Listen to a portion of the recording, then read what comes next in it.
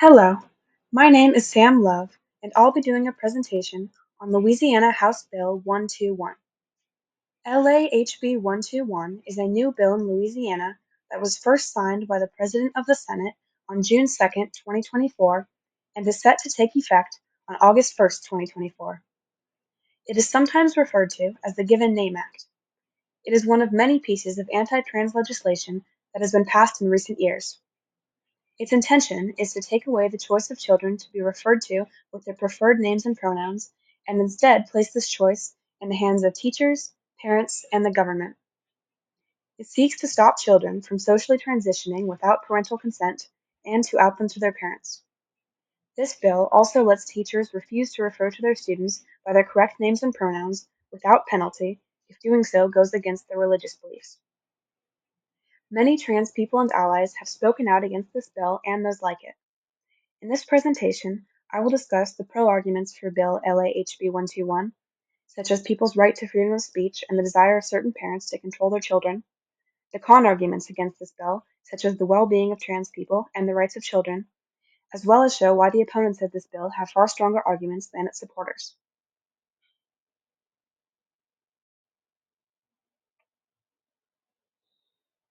The first pro-argument is that this bill protects people's right to freedom of speech. The bill states that no employee shall be required to use pronouns for any person that differ from the pronouns that reflect the sex indicated on the person's birth certificate, if doing so would violate the teacher or employee's sincerely held religious beliefs. Proponents of this bill argue that it is important for people to be able to say whatever they want, even if what they say significantly hurts other people. According to Matt Sharp of Alliance Defending Freedom, in reference to his support of LAHB 121, freedom of speech and religion includes the freedom not to endorse messages contrary to one's core beliefs, and protecting these essential pillars of freedom benefits all of society. Taking this argument to its logical conclusion, backers of this bill should see nothing wrong with using insults and slurs, with bullying people, or with verbal abuse, seeing as those are all expressions of free speech. Yet we can recognize that just because one can say something doesn't mean one should, because there are other people involved who are negatively impacted by their words, and it's important to consider their feelings in the matter as well. In addition to this bill contradicts this very argument by requiring teachers to use certain names and pronouns for their students, even if their students ask them to refer to them with other names and pronouns, which could violate the teacher's right to freedom of speech if they believe in respecting their students' right to determine their own identities and are forced not to by this bill. The second pro-argument is that this bill protects the desires of certain parents to control their children. The bill states, an employee shall use the name or derivative thereof for a student that is listed on the student's birth certificate unless the student's parent provides written permission to do otherwise. Certain parents view their children as more akin to property than individual human beings, and believe that it is their right to make decisions for them in regard to what they can see, hear, do, say, and even identify as. For this reason, they argue that they are entitled to choose for their children what names and pronouns should be used for them, even if their choices contradict their children's identities and cause them significant pain and dysphoria. The proponents of this bill also claim that parents have the right to know how their children identify, even if their children don't want them to. HB 121 sponsor Raymond Cruz says, what we don't want is parents not being informed of what's going on with their children. This violates the children's right to privacy and denies them a safe space to express themselves without fear of their parents finding out and hurting them for it.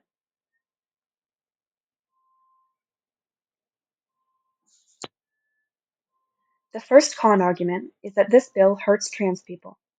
This bill will make it impossible for trans people to socially transition if their parents don't support them, and trans people who aren't able to express who they really are at a much higher risk for mental health issues. A study published in the National Library of Medicine states parents reported that socially transitioned transgender children had normative levels of depression and marginally increased levels of anxiety compared with national norms.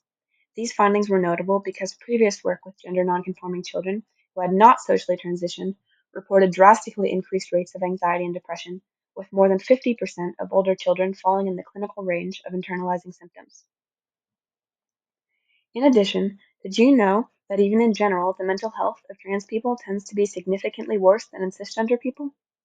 A study by the Williams Institute at UCLA School of Law says that 81% of transgender adults in the US have thought about suicide, 42% of transgender adults have attempted it, and 56% have engaged in non-suicidal self-injury over their lifetimes.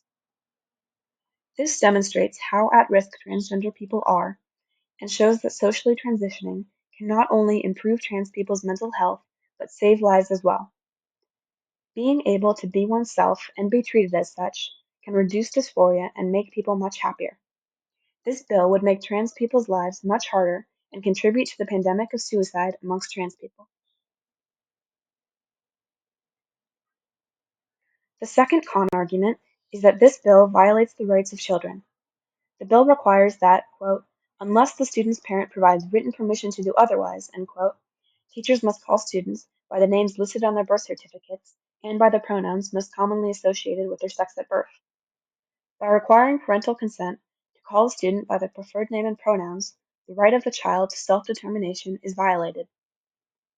Children already face severe discrimination, with many of their basic rights, such as bodily autonomy, freedom of speech, and freedom of expression, being violated on a daily basis, and this bill only reinforces the oppression they face.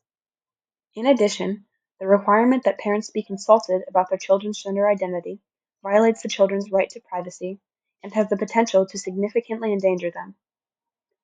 If a child's parents are transphobic and find out that their child is trans, they could send them to conversion therapy or abuse them themselves. According to WWNO, conversion therapy is still legal in Louisiana, which is where this bill would take effect. Forcing children to come out to their parents is a safety issue. In conclusion, proponents of Bill LAHB 121 argue that this bill will protect freedom of speech and the desires of certain parents, saying that everyone has a right to say what they want regardless of who it hurts, and that parents have the right to control their children. Those who oppose this bill argue that this bill endangers the lives of transgender people, will result in more mental health issues for trans people, and violates the rights of children. I think that the con side presents far stronger arguments than the pro side. The arguments on the con side are much more serious and urgent than those on the pro side. Plus, the arguments on the pro side have many flaws and can be easily rebuked. In addition, the arguments from the pro side use very bigoted ideology, while those on the con side do not. This concludes my presentation. I appreciate you watching, and here are my references.